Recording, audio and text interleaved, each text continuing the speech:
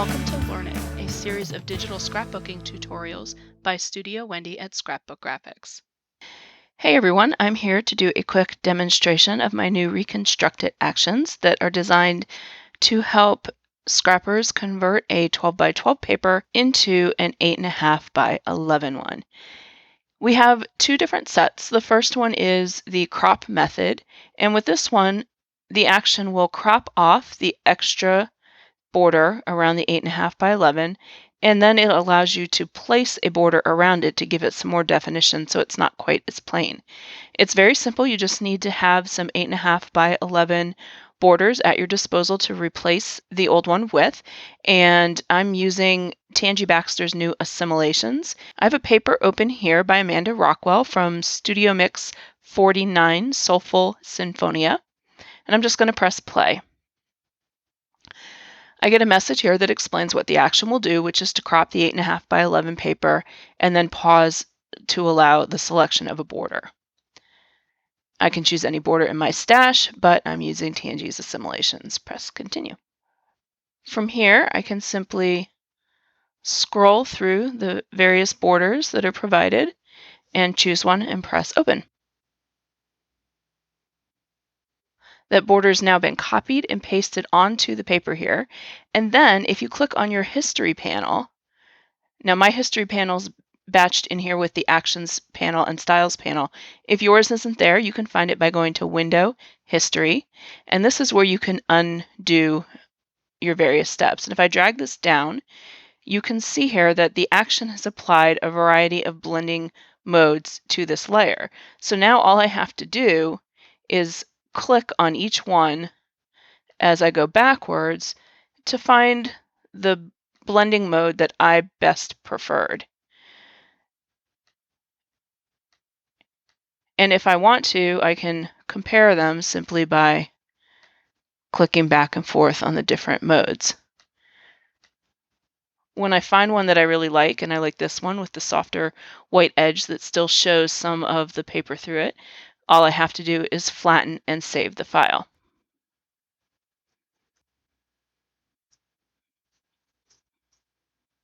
Now I'm going to jump all the way back in the history panel back to the 12 by 12 setup so I can show you the other actions. Next, we're going to take a look at the second pack, which is the ContentAware pack.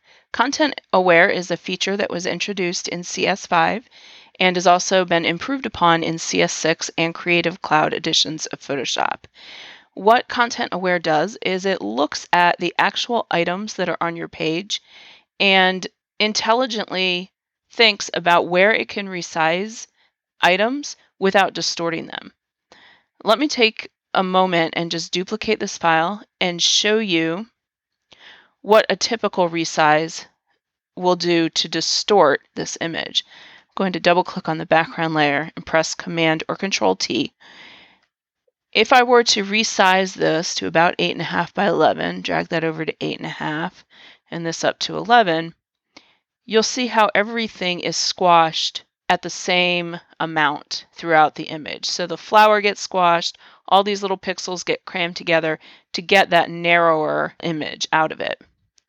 Let's go back to the original. Instead, with ContentAware, Photoshop will actually look at all of the pixels and determine what it can move without impacting the patterns and images that you have in your paper here.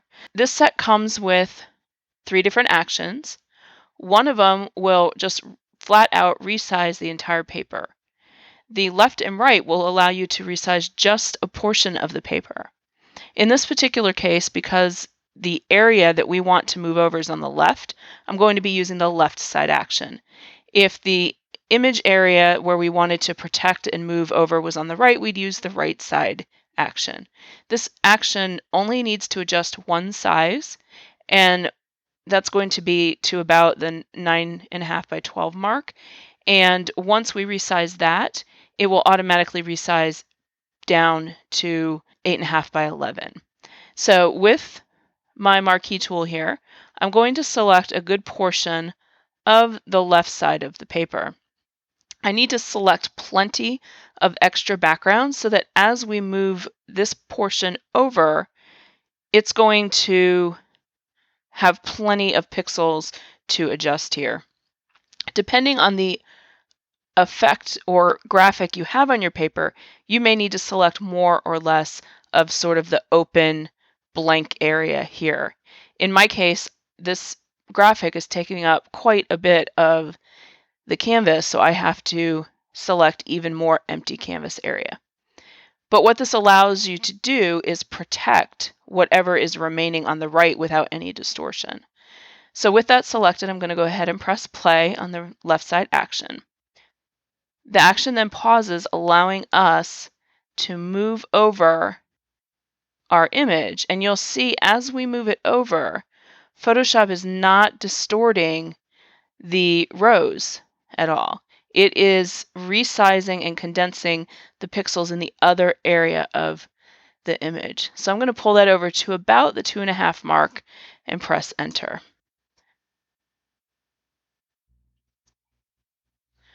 Photoshop will take a while to process it, and when it does, you see we're left with still beautiful flowers here on the left that have not been compressed at all.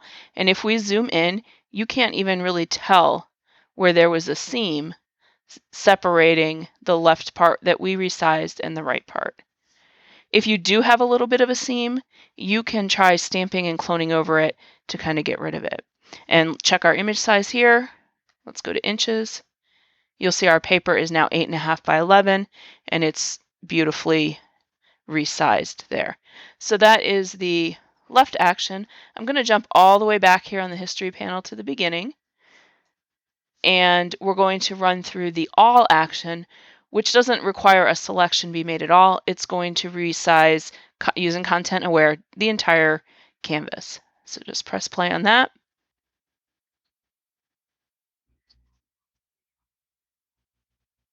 And there we go.